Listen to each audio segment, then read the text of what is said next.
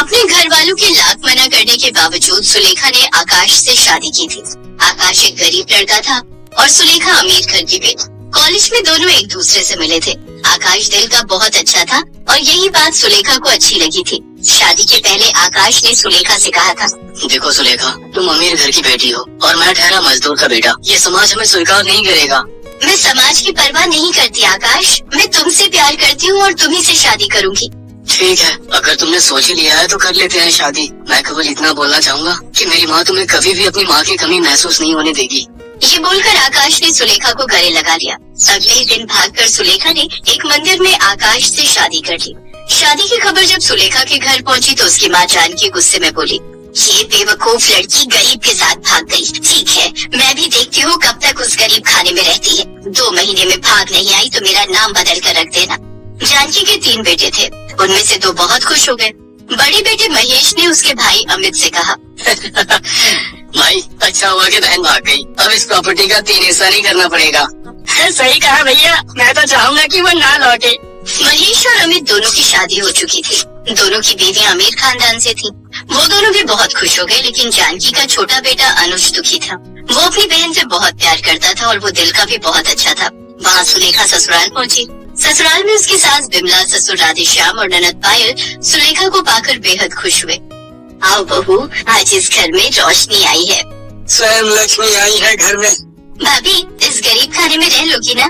अरे ऐसा मत बोलो ननद जी, ये गरीब खाना नहीं है, ये तो मंदिर है, मंदिर जहाँ सुख और शांति बसती है। मेरे घर में तो हमेशा कलेश होता रहता था। सुलेखा ने सबको अपना लिया और इसी तरह समय बीतने लगा। जानकी अपनी बेटी का इंतजार करने लगी। 2 महीने की जगह 2 साल बीत गए, लेकिन सुलेखा घर नहीं लौटी। जानकी और गुस्सा नहीं रह पाई, आखिर वो तो माँ है। उसने सुलेखा को कॉल किया, बेटी 2 साल हो गए, ठीक है, तेरी जिद के सामने मैं हार मानती हूँ, एक बार मिलने तो आजा। ऐसा मत बोलिए माँ, मैं आ रही हूँ आपसे मिलने, मैं भी कब से मिलना चाहती थी। सुलेखा ने अपने ससुराल वालों से कहा कि वो मायके जाना चाहती है। ये सुनकर उसकी सास ने कहा, हाँ हाँ बहू, क्यों नहीं, 2 साल हो गए हैं, एक बार घूम कर आओ। लेकिन अकेले जाने में मुझे अजीब सा लग रहा है। पायल, तुम मेरे साथ चलोगी? अभी तो तुम्हारी कॉलेज की छुट्टी चल रही है। हाँ हाँ, क्यों नहीं। सुलेखा पायल को लेकर अपने मायके चले गए। जानकी दरवाजे पर उसका इंतजार कर रही थी। सुलेखा ने जाते ही अपनी माँ को गले लगा लिया। माँ, कितने दिनों बाद मिल रही हूँ आपसे। बेटी, मेरी बेटी, आजा। ये कौन है? ये मेरी ननद है माँ। वाह, बड़ी सुंदर है। आओ बेटी, घर के अंदर आ जाओ।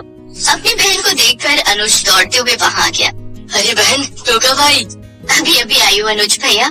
लेकिन महेश और अमित बिल्कुल खुश नहीं हुए, खासकर उनकी बीवियाँ। महेश की बीवी उर्मिला ने कहा, लो मुँह उठाकर चली आई है करम चली। अमित की बीवी अंजलि ने कहा, आएगी ही, प्रॉपर्टी में हिस्सा जो चाहिए। अरे ऐसे कैसे नहीं चलेगा, इसे ऐसा सबक सिखाना पड़ेगा कि ये घर छोड़कर हमेशा के लिए चली जाए। लेकिन कैसे?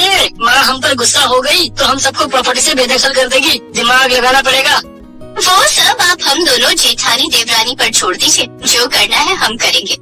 जानकी ने चिल्लाते हुए कहा, अरे बहू, क्या कर रही हो वहाँ खड़ी होकर? जाओ मेरी बेटी और उसकी ननद के लिए नाश्ता बना कर लाओ। अरे नहीं नहीं माँ जी, आप लोगों को परेशान होने की कोई जरूरत नहीं है। कैसे नहीं है, तुम पहली बार आई हो इस घर में। हाँ पायल, वैसे मुझे बहुत भूख लगी है। उर्मिला और अंजलि खाना बनाने चली गई। वो दोनों और गुस्सा हो गए। रात को खाना खाने के बाद सुलेखा ने पायल को लेकर अपने कमरे में जाकर देखा कि वो कमरा कबाड़ खाना बन गया है। वो बहुत दुखी हो गई। माँ, मैं घर से चली गई और मेरा कमरा कबाड़ खाना बन गया। क्या करूँ बेटी, दोनों बहुओं ने मिलकर किया है ऐसा। तो दूसरे कमरे में सो जाओ ना, इस घर में कमरे की कमी थोड़ी न है। ये तुम्हारे ससुराल की तरह नहीं है। तुम सब तो शायद एक ही कमरे में सोते होंगे, हाँ? इस बात से सुलेखा और पायल दोनों को ठेस पहुंची। दोनों को रात भर नींद नहीं आई।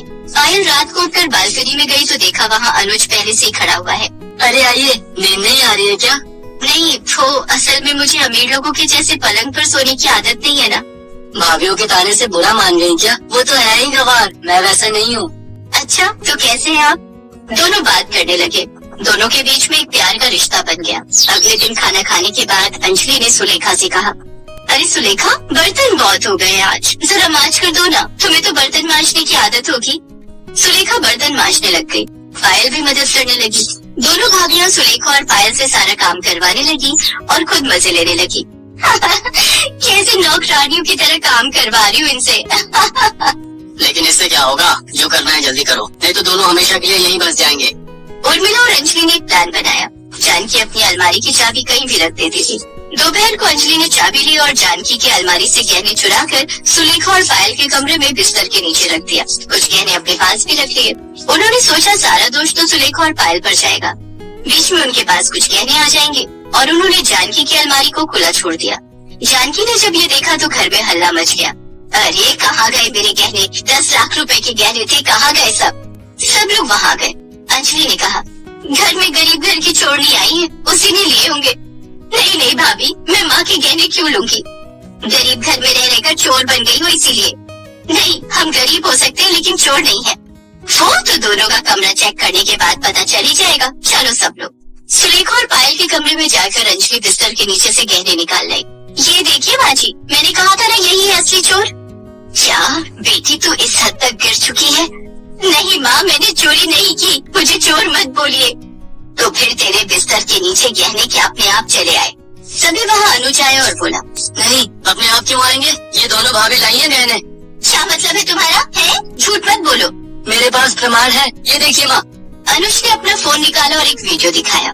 असल में उर्मिला और अंजलि जब चोरी कर रही थी तब अनुज ने देख लिया था और फोन में वीडियो भी बना लिया था। वीडियो देखने के बाद दूध का दूध और पानी का पानी हो गया। इन दोनों ने कुछ गहने रख भी लिए हैं, असली चोर तो ये है। तुम दोनों इस घर की बहू बनने के लायक नहीं हो, हमें माफ कर दीजिए, इसमें हमारे पति भी शामिल है। मुझे पता था, तुम चारों निकल जाओ इस घर से। जानकी ने चारों को घर से बेदखल कर दिया। अनुज ने कहा, माँ, ये मैं पायल से शादी करना चाहता हूँ। हाँ बेटा, पायल अच्छी लड़की है, इस घर में ऐसी ही बहू की जरूरत है। जानकी ने अनुज के साथ पायल की शादी करवा दी और सुलेखा के पूरे परिवार को अपने साथ रहने के लिए बुला लिया। इस तरह दोषियों को सजा मिली और सभी खुशी खुशी रहने लगे।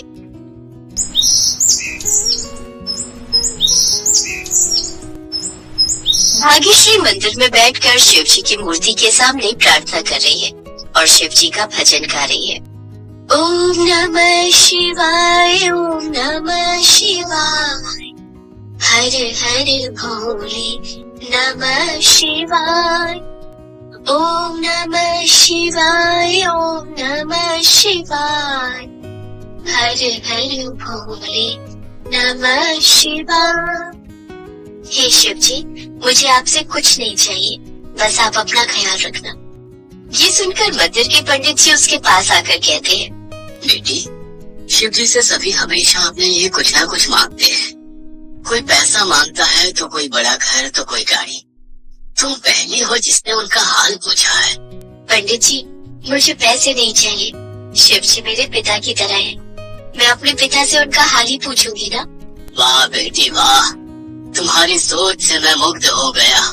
शिव जी जरूर तुमसे प्रसन्न होंगे। भाग्यश्री शांति से पूजा करती रही। उधर घर में उसके माता पिता बैठकर रोने लगे।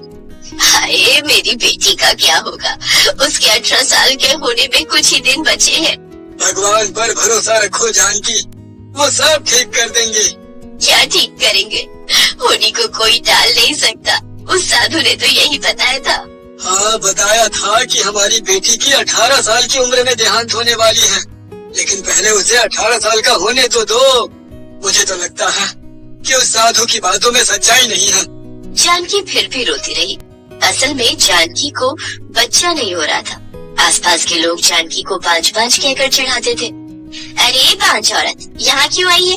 तेरा साया हमारे ऊपर नहीं पड़ना चाहिए, नहीं तो हम भी तुझ जैसे बन जाएंगे। इन सब बातों से जानकी बहुत परेशान रहती थी। वो लक्ष्मी माँ की भक्त थी, इसलिए लक्ष्मी माँ की मूर्ति के सामने रोती रहती थी। हे लक्ष्मी माँ, क्या मैं माँ नहीं बन पाऊंगी? एक औरत तभी पूर्णता लाभ करती है जब वो माँ बनती है। हे लक्ष्मी माँ, मुझ पर दया कीजिए, दया कीजिए। ये सब देखकर लक्ष्मी माँ का दिल भी पिघल गया। लेकिन इस संसार का एक नियम है, जिसके भाग्य में जो लिखा जाता है उसके भाग्य में वही होता है। जानकी के भाग्य में बांझ होना लिखा गया था, इसलिए लक्ष्मी माता भगवान शिव के पास गई। कहो लक्ष्मी, क्या कहने आई हो? पिताश्री, आप एक पिता हो, इसीलिए आप संतान की अहमियत समझते हो। हाँ वो तो है, लेकिन तुम कहना क्या चाहती हो? पिताश्री, धरती पर मेरी भक्त जानकी बहुत परेशान है। उसे बच्चा नहीं हो रहा है। वो मेरी परम भक्त है। उससे मैं प्रसन्न हूँ। मैं खुद उसकी कोख में बेटी बनकर जाना चाहती हूँ। लेकिन उसके भाग्य में बांझ होना ही लिखा है। भाग्य का लिखा सिर्फ आप ही बदल सकते हैं पिताश्री, इसीलिए मैं आपके पास आई हूँ। ठीक है, लेकिन मेरी एक शर्त है। तुम मेरी बेटी हो। मैं ज्यादा दिन तुम्हें मुझसे दूर नहीं कर सकता, इसीलिए 18 साल की उम्र में ही तुम्हें मेरे पास वापस आना होगा। और तुम्हारे मनुष्य जन्म में तुम्हें ये याद नहीं रहेगा कि तुम लक्ष्मी हो। ठीक है पिताश्री। शिव जी ने जानकी का भाग्य बदल दिया। स्वयं लक्ष्मी माता जानकी के कोख में चली गई। जानकी गर्भवती हो गई। जानकी और मनोहर बहुत खुश हुए। जानकी, इतने दिनों बाद हमारी मनोकामना पूरी हो रही है। 9 महीने बाद ठीक शिवरात्रि के दिन ही जानकी को बेटी हुई। शिव जी की बेटी, स्वयं लक्ष्मी का अवतार। मनोहर ने उसका नाम भाग्यश्री रखा। पूरे गांव में मिठाई बांट दीजिए, हमारी बेटी को आशीर्वाद मिलेगा। मनोहर ने पूरे गांव में मिठाई बांट दी। उसके बाद उसने ब्राह्मण भोजन करवाने के बारे में सोचा। गांव के सभी ब्राह्मणों को निमंत्रण दिया गया। सभी खाने के लिए आए, लेकिन वहाँ एक साधु भी आए जिसे कोई नहीं पहचानता था। जानकी ने जाकर साधु को प्रणाम किया। प्रणाम साधु बाबा, आपको तो यहाँ कभी नहीं देखा। आप कहाँ से आ रहे हैं? मैं इधर उधर घूमता रहता हूँ बेटी, मेरा कोई ठिकाना नहीं है। आज मेरी बेटी होने की खुशी में हम भोजन करवा रहे हैं। मेरी बेटी को आशीर्वाद दीजिए। ये बोलकर जानकी ने अपनी बेटी को साधु की गोद में रखा। उसे गोद में लेते ही साधु चौंक गए। ये मैं क्या देख रहा हूँ? ये कोई साधारण लड़की नहीं है, और ये धरती पर केवल 18 साल के लिए ही आई है।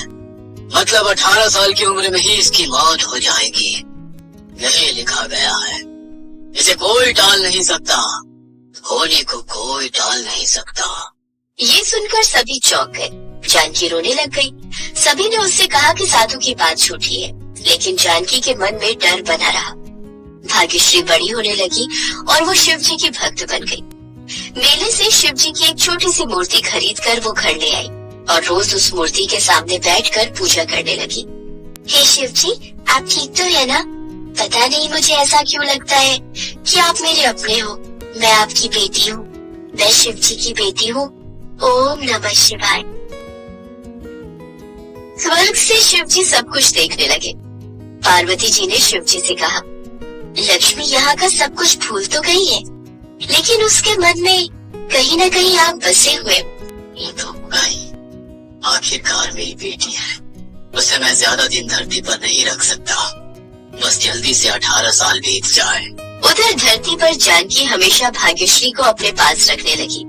बेटी, तू मुझे बिना बताए कहीं मत जाना, ठीक है? लेकिन क्यों माँ? मुझे डर लगता है बेटी, तुझे कुछ हो गया तो। मुझे क्या होगा माँ, स्वयं शिव जी मेरी रक्षा करेंगे। लेकिन माँ का मन ये सब कहाँ मानता। जानकी किसी भी हालत में भाग्यश्री को बचाना चाहती थी। सभी माएं यही तो चाहेंगी। जितने दिन बीतते गए, भाग्यश्री उतनी शिव जी की पूजा अर्चना में लीन होती गई। उसे शिव जी के अलावा जैसे और कुछ नहीं पता। हर सोमवार को शिव के लिए व्रत रखने लगी और शिवरात्रि से 1 हफ्ते पहले से वो तैयारी करने लग जाती थी। मुझे शिव जी को दूध से नहलाना है, उनकी पूजा करनी है। मुझे अभी से सारी चीजों का इंतजाम करना होगा। ये सब देखकर मनोहर ने जानकी से कहा, हमारी बेटी को कुछ नहीं होगा जानकी। वो शिव जी की भक्त है और शिव जी अपने भक्तों की रक्षा करते हैं।